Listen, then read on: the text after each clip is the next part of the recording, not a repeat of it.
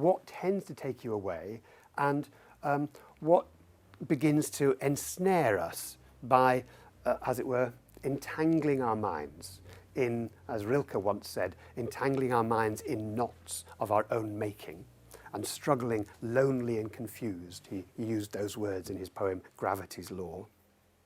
So from that cultivating the wider awareness comes sort of insight into the pattern of the mind. And so focused work and insight work, that's the nature of the mindfulness meditation. So how is it used?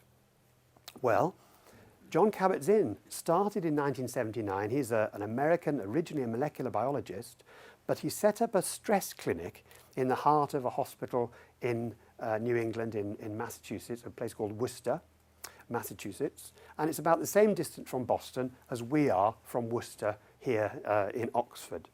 And in a general hospital, he started to gather together a lot of these ancient meditation practices that usually you'd have to go to a monastery in Asia or to a retreat center up in the mountains. And he started teaching patients in chronic pain how to do this meditation.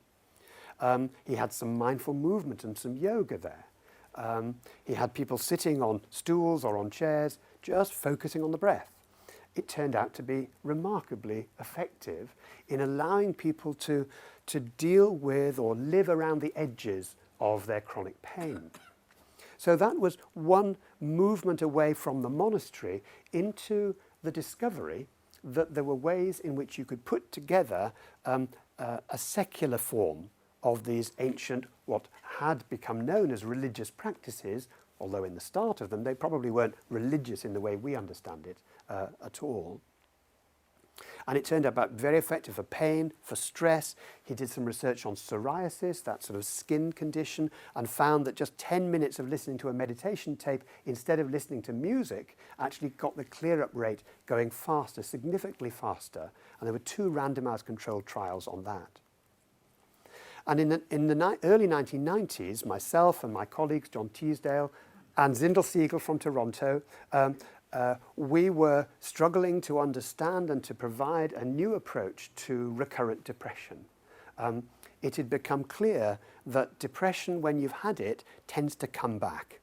And although antidepressants work really well, they tend to work for as long as you're taking them. And when you stop, although you don't get depressed immediately, it can come back.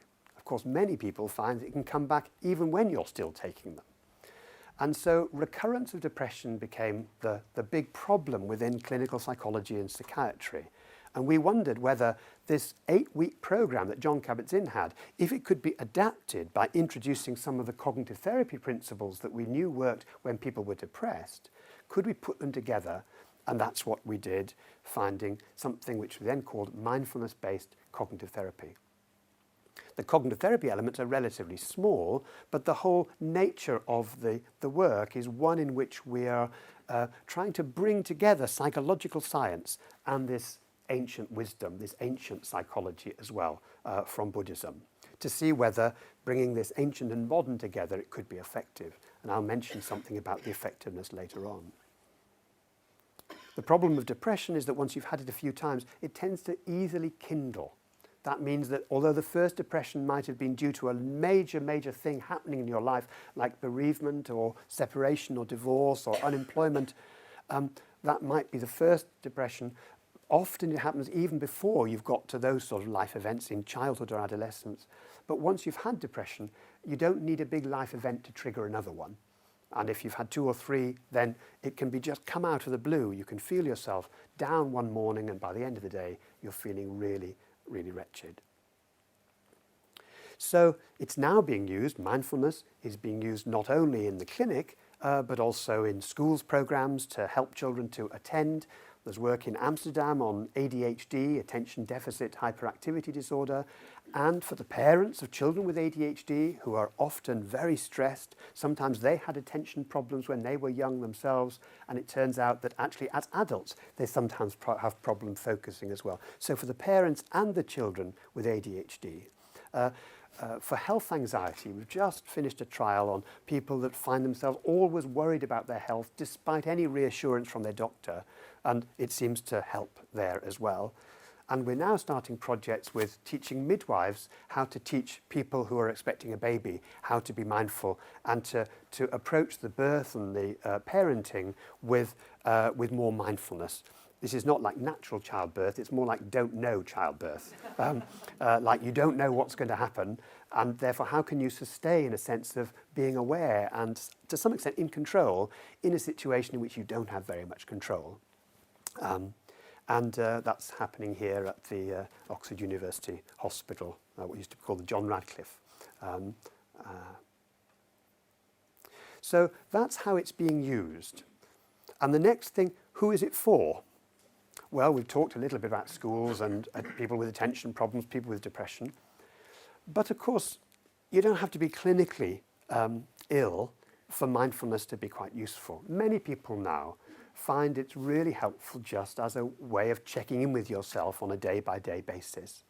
Because the world is, as we've said, so frantic, so hectic, that it's really easy to lose touch, to live in our heads instead of to be aware of the contingencies and the life going on around us. Many of us find we lose interest in things, or we get burnt out or stressed or depressed, we get restless or bored, or we just rush around. And I think it's important, therefore, to back off a bit from all these clinical informations and to consider what is the science that actually, what is it we know about how the mind works that gives us a sense of how mindfulness operates. So I want to go now to how the science helps us understand. One of the most remarkable things about the mind is how even when you're not thinking very much, the mind is busy making associations, links between one thing and another. If you put people through a scanner and you ask them to do a simple task, you don't only see one part of the brain lighting up, you see whole networks of the brain lighting up. Now, by the time the scans are analysed, you might see those pictures of the brain. Maybe they've got a little dot there, and you think, oh, that's the part of the brain. But actually, oh, that's the bit that's lighting up most compared with other conditions. Actually, often the brain, the whole brain, or whole connections light up. And these connections, these associations that we make all the time, are very useful to us. We know about how context can bring back whole memories. A song, for example, that we know from the 1960s, if you're that age, the 1970s, the 1980s, I'll wait until people nod, 1990s. How a song, when you were first in love, for example, you can just hear it being played and it brings back whole sort of, not just a memory, but a whole bodily feeling of what it was like to be in love for the first time. Or going back to a place you visited that you lived many, many years ago. You perhaps can't remember that particular street from outside, but when you go back there, then suddenly you think, oh, round the corner there was and maybe you're even right, that just being there brings back, because those associations have now been activated. Associations can sometimes actually fill in the gaps. Psychologists have done experiments in which they give you a list of words like sweet, honey, white, cane, syrup. You really list the words rather like that. And then they show you some words later on and they say, now which of these words were in the list? So it was sweet, cane, sugar, da, da. People say, oh yes, that was there, that was there, that was sugar. Sugar was definitely in the list. It turns out sugar wasn't in the list. Yeah. You've actually thought of it because of those associations between cane and white, and I mean, if I'd used the word spoonful, then you certainly would have thought it was in the list, only due to Mary Poppins. So the associations build up, and it's as if you fill in the gaps. And that means that we can do a lot of things that take us beyond just the evidence. If I said to you, Mary knocked the glass off the table and Jim went to fetch a broom, then an hour later, if I said what happened there, you'd say, Mary broke a glass. But of course, I never used the word broke, but you'd swear that actually, that is exactly what happened, because as it were, we've created a model, a sort of narrative in our head based on the evidence we've got, and that model is what we remember. We don't remember the particularities, we remember the gist. And that means that we can throw away a lot of detail. But when we go for the gist of things, we don't even know we're creating these stories. We don't even know we're creating these because it happens so automatically. Until we are fooled by, like, the sugar type experiment, or by this sort of experiment. So if I give you a sentence, a series of sentences like this: John was on his way to school. He was very worried about the maths lesson. He didn't think he'd be able to control the class again today. It was not part of a caretaker's duty. And you see, you don't even know that you've got a model in your mind until suddenly it changes. And so we're making these inferences all the time, automatically, and they're very, very helpful. Sometimes, however, this going beyond the evidence gets us into problems, and that's when mood, either fearful mood or anxious mood or depressed mood, begins to do the inferential leaps for us. They fill in the gaps. And so if we're walking down the street, for example, and we see somebody we know, and we're not feeling too good that day, maybe, and this person just goes past without waving at us or acknowledging us in any way. Maybe we even went to start waving at them and they just walked past. What inference would come to mind then? Well, it would rather depend on the mood. What went through your mind at that time? You're walking down the street, you go to wave at somebody, they just walk past.